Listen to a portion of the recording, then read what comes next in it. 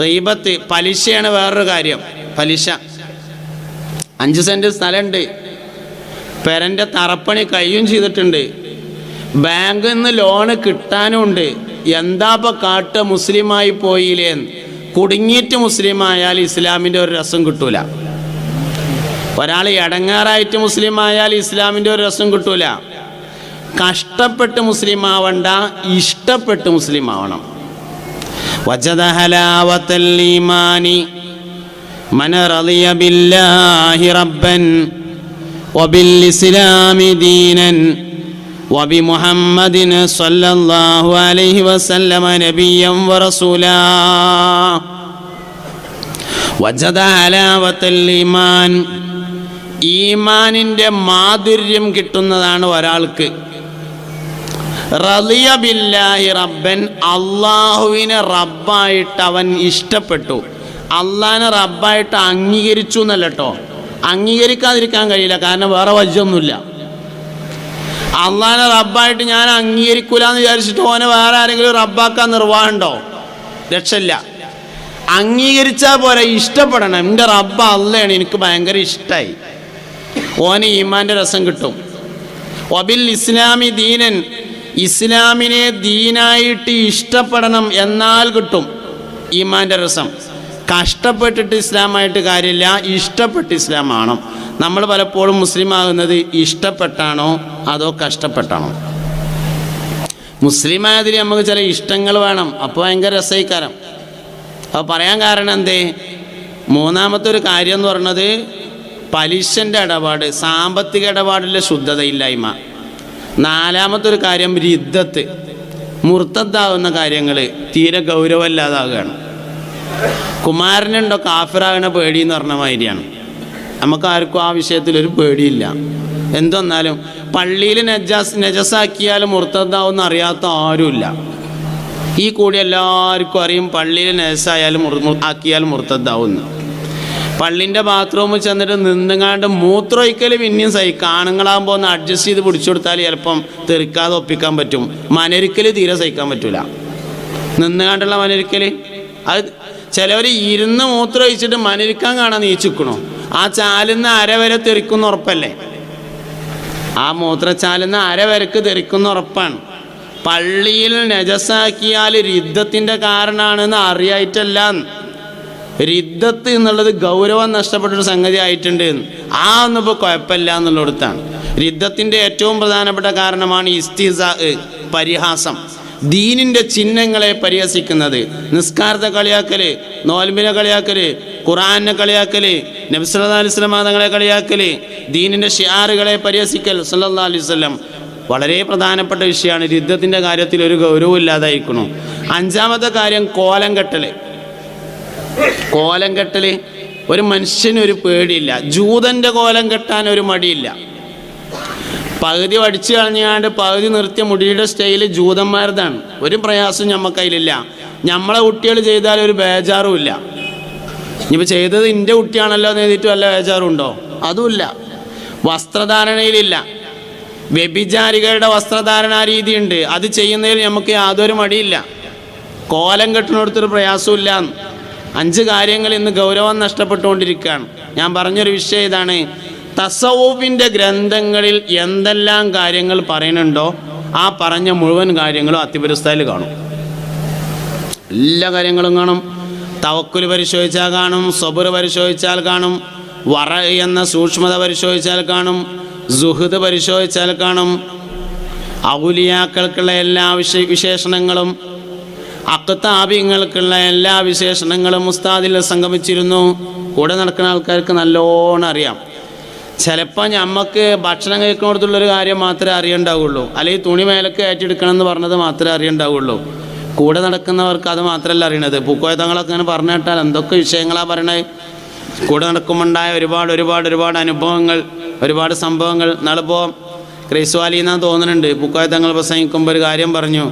അവരാദ്യമായിട്ട് അബ്ദുൽ ഖാദർ ഈസ ഹലബ് റളിയല്ലാഹു അൻഹുവിൻ്റെ ഖബർ സന്ദർശിക്കാൻ വേണ്ടി പോയ സംഭവം. ബഹാഉദ്ദീൻ ഉസ്താദ് ഹഖായിഖുൻ തസവ്വുഫ് എന്ന് പറഞ്ഞ ഗ്രന്ഥം മലയാളത്തിലേക്ക് പരിഭാഷപ്പെടുത്തിയിട്ട് അത്തിപുരസ്താദിൻ്റെ നിർദ്ദേശത്തെ തുടർന്നാണ് അത് പരിഭാഷപ്പെടുത്തുന്നത്. പരിഭാഷപ്പെടുത്തി കഴിഞ്ഞേക്കിന് നമുക്ക് ഇനി അത് അബ്ദുൽ ഖാദർ ഈസാ ഹലബിൻ്റെ ഖബറിൻ്റെ അടുത്ത് പോയിട്ട് പ്രകാശനം ചെയ്യണം എന്ന് പറഞ്ഞു. നേരത്തെ പോയിട്ടൊന്നുമില്ല. അങ്ങനെ വിസിൻ ടിക്കറ്റൊക്കെ ഒപ്പിച്ച് അവിടെ ചെന്ന് നോക്കുമ്പോൾ ഖബർ എവിടെയെന്ന് അറിയില്ല. അപ്പം ഇങ്ങനെ ചെന്നേക്കിന് ആദ്യമായിട്ട് ബാഗൊക്കെ ഇങ്ങനെ തൂക്കി പിടിച്ച് നടക്കുകയാണ്. ഉസ്താദിൻ്റെ ബാഗ് പൂക്കോയത്തങ്ങൾ പിടിച്ചിട്ടുണ്ട്, പൂക്കോയത്തങ്ങളെ ബാഗും ഉണ്ട്, ബാദിസ്ഥാൻ്റെ ബാഗുണ്ട്. അപ്പോൾ ഉസ്താദിനോട് ചോദിച്ചിട്ട് നമുക്ക് ആദ്യം റൂം എടുക്കല്ലേ, എന്നാൽ ഈ ബാഗും സാധനമൊക്കെ ഒരു സ്ഥലത്ത് വെക്കാലോ എന്ന് പറഞ്ഞപ്പോൾ അത് നമുക്ക് ഏതെങ്കിലും പെരെ താമസിക്കാമെന്ന് മറുപടി പറഞ്ഞു പോന്നാ. നമുക്ക് ഏതെങ്കിലും പെരെ ഒരു പ്രതീക്ഷയില്ല, കാരണം അവിടെ പരിചയമുള്ള ആരുമില്ല, ഖബർ തന്നെ അറിയില്ല, അതന്നെ തിരഞ്ഞു പിടിച്ചിട്ട് വേണം, അതാണ് അവസ്ഥ. അത് നമുക്ക് ഏതെങ്കിലും പെരെ താമസിക്കാറും. കുറേ മുന്നോട്ട് പോയി. അപ്പോൾ ബാഗ് ഇങ്ങനെ താങ്ങി പിടിച്ച് പോകണുണ്ടപ്പോൾ രണ്ടാമത് പൂക്കോയത്തങ്ങൾ ബാവുദിസ്ഥാൻ്റെ ഏർപ്പാട് ചെയ്തു. നമുക്ക് ഈ ബാഗൊക്കെ എവിടെയെങ്കിലും ഒന്ന് വെക്കണ്ടേന്ന് ചോദിച്ചു നോക്കിയെന്ന്. ആ ചോദ്യത്തിൻ്റെ അർത്ഥം റൂം എടുക്കണ്ടേന്ന് തന്നെയാണ്. ആദ്യം ചോദിച്ചത് വേറെ രൂപത്തിലാണ്, ഇപ്പോൾ വേറെ രൂപത്തിൽ ചോദിക്കാന്നേ ഉള്ളൂ. ഈ ബാഗൊക്കെ നമുക്ക് എവിടെയെങ്കിലും ഒന്ന് വെക്കണ്ടേന്ന് ചോദിച്ചു നോക്കിയെന്ന്. ബാവുദിസ്ഥാൻ നമുക്ക് ഈ ബാഗൊക്കെ എവിടെയെങ്കിലും ഒന്ന് വെക്കണ്ടേന്ന് ചോദിച്ചപ്പോൾ അത് ആ വാച്ച്മാൻ്റെ അടുത്ത് കൊണ്ടുകൊടുത്താൽ മതിയാറും. വലിയ വിശാലമായ ഖബർസ്ഥാനാണ്, അമ്പ്യാക്കളുടെ ഖബറുള്ള വലിയ ഖബർസ്ഥാനാണ്. ആ വാച്ച്മാൻ്റെ അടുത്ത് കൊണ്ടുകൊടുത്താൽ മതിയാറും. പറഞ്ഞല്ലേ വെച്ചിട്ട് ഇങ്ങനെ വാച്ച്മാൻ്റെ അടുത്ത് കൊണ്ടുവന്നപ്പോൾ അയാൾ വേദമാണ് വാങ്ങി വെച്ചും ചെയ്തു. അത് കഴിഞ്ഞിട്ട് പിന്നെ അങ്ങനെ ഖബർ തിരഞ്ഞെടുക്കുകയാണ്. ഉസ്താദ് അങ്ങനെ ഒരു ഭാഗത്ത് ഇരുന്നിക്കണം. എല്ലാവരും ഇങ്ങനെ അബ്ദുൽ ഖാദർ ഈസാ തങ്ങളുടെ ഖബർ ഇങ്ങനെ തിരഞ്ഞെടുക്കുകയാണ്. കാണാനില്ല, ഒരുപാട് തിരഞ്ഞൊരു കാണാനില്ല. അപ്പോൾ ഉസ്താദ് വന്നിട്ട് പറഞ്ഞു, ഞങ്ങൾ കുറേ തിരഞ്ഞു, ഒരു ഐഡിയയും കിട്ടണില്ല പറഞ്ഞപ്പോൾ ഇങ്ങനെ ആ കുറേ ആൾക്കാർ ഇങ്ങനെ കൂടി നിൽക്കണതാ, അതിൽ ആ വെളുത്ത ആളോട് ചോദിച്ചാൽ മതിയായിരുന്നു. കുറേ ആൾക്കാർ കൂടി നിൽക്കണതിൽ ആ വെളുത്ത ആളോട് ചോദിച്ചാൽ മതിയായിരുന്നു. അപ്പോൾ ഇപ്പോൾ പിന്നെ എല്ലാവരും വിദേശത്തൊക്കെ പോയിട്ട് തുർക്കിയിലൊക്കെ പോയിട്ട് അവിടുത്തെ ഭാഷകളൊക്കെ അറിയാം, ഓൽക്ക് മറ്റു ഭാഷകളും അറിയാം. പക്ഷെ അന്ന് ഭാഷകളൊന്നും അറിയില്ല. പോയവർക്ക് ഓല ഭാഷ അറിയില്ല, ഓൽക്ക് നമ്മളെ ഭാഷ അറിയില്ല. അപ്പം അങ്ങനെ ചെന്നിട്ട് ഇങ്ങനെ വിഷയം പറഞ്ഞു അബ്ദുൽ ഖാദർ എന്നൊക്കെ പറഞ്ഞപ്പോൾ അബ്ദുൽ ഖാദർ ഈസ തങ്ങളുടെ ഒരു ഫോട്ടോ എടുത്തിട്ട് അയാൾ കാണിച്ചു കൊടുത്തിട്ട് ഇദ്ദേഹത്തെയാണോ ഉദ്ദേശിച്ചതെന്ന് ചോദിച്ചു. ആന്ന് പറഞ്ഞു. അപ്പോൾ കൊണ്ടുപോയി ഖബർ കാണിച്ചു കൊടുത്ത് സിയാറത്ത് കഴിഞ്ഞിട്ട് ബാഗൊക്കെ എടുത്തിട്ട് അയാളെ പെരയെ കൊണ്ടുപോയി അയാളെ പെരയിൽ 2 ദിവസം താമസിക്കുകയും ചെയ്തു.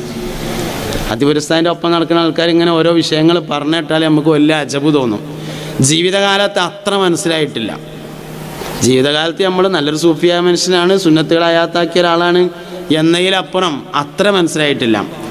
തങ്ങൾ പറഞ്ഞൊരു കാര്യം വളരെ പ്രധാനമാണ്. ജീവിതകാലത്ത് കാണാത്തവരുണ്ടാവില്ല എന്ന് നമുക്ക് പ്രതീക്ഷിക്കാം. എന്തായാലും ഇടക്കിടക്കൊന്ന് പോവുകയും സിയാറത്ത് ചെയ്യുകയൊക്കെ ചെയ്യേണ്ട ഒരു വലിയ മനുഷ്യനാണ് അത്തിപ്പറ്റം എഴുതിയുണ്ട് ഉസ്താദ് എന്ന് പറഞ്ഞ ആൾ. അള്ളാഹു അവരെ നമ്മളെ സ്വർഗത്തെ ഒരുമിച്ച് കൂടി തരട്ടെ. ഈ കാലത്ത് സുന്നത്തുകളെ ഹയാത്താക്കുന്നതിൽ ഇത്രമാത്രം ശ്രദ്ധ പതിച്ച ഒരാൾ. ഭക്ഷണം കഴിച്ചിട്ട് കൈ ഈമ്പണമെന്ന് മാത്രമല്ല, എങ്ങനെ ഈമ്പണ്ട് എന്ന് വരെ പറഞ്ഞു. ഞാൻ എപ്പോഴും പറയാറുണ്ട്, അതിപുരസ്താദ് പറഞ്ഞൊരു വാക്ക്, ചാടിയ ഭക്ഷണം എടുത്ത് കഴിച്ചാൽ ജുനൂന്, ജുദാമ്, ബറസ് 3 രോഗങ്ങൾക്ക് അത് ശിഫയാണ് എന്ന് ഹബീബുന റസൂലുള്ളാഹി സല്ലല്ലാഹു അലൈഹി വസല്ലം പറഞ്ഞു. ലഫ്ള് ഇതല്ല, ഇതൊരു ഹദീസിൻ്റെ ആശയമാണ്. അതായത് 3 കാര്യങ്ങൾ പറയണത്, 1 ജുനൂന്, 1 ജുദാമ്, 2 ബറസ്, 3 മക്കൾ ഹംഖാവൂല എന്നാണ് പറഞ്ഞിട്ടുള്ളത്. നഫായിസുൽ മിനൻ എന്ന കിതാബിൽ നിന്നാണെന്ന് പറഞ്ഞു ഉസ്താദ് ഒരിക്കൽ പറഞ്ഞത് കേട്ട ഓർമ്മയുണ്ട്. ഈ ഹദീസിൻ്റെ ആശയം, ചാടിയ ഭക്ഷണം ഒരാളെടുത്ത് കഴിച്ചാൽ പിരാന്ത് ഉണ്ടാവില്ല, ജുനൂനുണ്ടാവില്ല, ജുദാം എന്ന കുഷ്ഠരോഗം ഉണ്ടാവില്ല, ബറസ് എന്ന വെള്ളപ്പാണ്ടുണ്ടാവില്ല, ഓനും ഓൻ്റെ കുട്ടികൾക്കും ഉണ്ടാവില്ല. ഓനും ഉണ്ടാവില്ല, കഴിച്ചോനും ഉണ്ടാവില്ല, കഴിച്ചോൻ്റെ മക്കൾക്കും ഉണ്ടാവില്ല. വലിയ വലിയ കാര്യങ്ങളാണ്.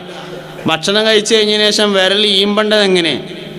നടുവത്തെ വിരൽ, ചൂണ്ടുവിരൽ ആദ്യം ഈമ്പണം, പിന്നെ ഈ വിരൽ, രണ്ടാമത്തെ വിരൽ ഈമ്പണം, നടുവിരൽ, പിന്നെ തള്ളാൻ വിരൽ ഈമ്പണം, പിന്നെ ഈ വിരൽ, പിന്നെ ഈ വിരൽ. ഭക്ഷണം കഴിച്ചിട്ട് വിരൽ ഈമ്പണം എന്ന് നമുക്കറിയാം. അതിൻ്റെ ക്രമം എങ്ങനെയാണെന്ന് നമ്മളാരും വല്ലാതെ ആലോചിച്ചിട്ടുണ്ടാവില്ല.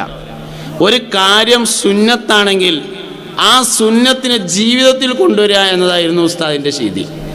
ഏത് കാര്യം ഫറള് കഴിഞ്ഞിട്ട് പിന്നെ ചെയ്യുന്നതാണ് സുന്നത്ത് കേട്ടോ. ഫറള് ചർച്ച ചെയ്യാനല്ല. ഇപ്പം നമ്മളെ കൂട്ടത്തിൽ റവാത്തിബ് നിസ്കരിക്കുന്നവരുണ്ടാവും, ളുഹ നിസ്കരിക്കുന്നവരുണ്ടാവും, തഹജ്ജുദ് നിസ്കരിക്കുന്നവരുണ്ടാവും, വിത്ർ നിസ്കരിക്കുന്നവരുണ്ടാവും. ഓതുണ്ടാക്കി കഴിഞ്ഞാലുള്ള 2 റക്അത്ത് സുന്നത്ത് നിസ്കരിക്കണവരുണ്ടാവാൻ വളരെ സാധ്യത കുറവാണ്. ആരും ഇല്ല എന്ന് ഞാൻ പറയണില്ല, ഞാനേതായാലും ഇല്ല, എനിക്ക് ഏതായാലും അറിയാലോ. ഓതുണ്ടാക്കി കഴിഞ്ഞാൽ ഓതുവിൻ്റെ 2 റക്അത്ത്, എന്നാൽ അതും നിസ്കരിച്ചിരുന്ന ആളാണ് അധ്യാപക ഉസ്താദ്. ഫറളായ അമലുകൾക്ക് ശേഷം സുന്നത്തായ അമലുകൾ ആരെങ്കിലും വർദ്ധിപ്പിച്ചാൽ അവൻ സംസാരിക്കുന്ന നാവ് ഞാനാകുമെന്നും അവൻ തൊടുന്ന കൈ ഞാനാകുമെന്നും അവൻ നടക്കുന്ന കാല് ഞാനാകുമെന്നും ഖുദ്സിയായ ഹദീസിൽ ഖാലല്ലാഹു അസ്സ വജൽ സുബ്ഹാനഹു വ തആല ലാ ഇലാഹ ഇല്ലാഹു.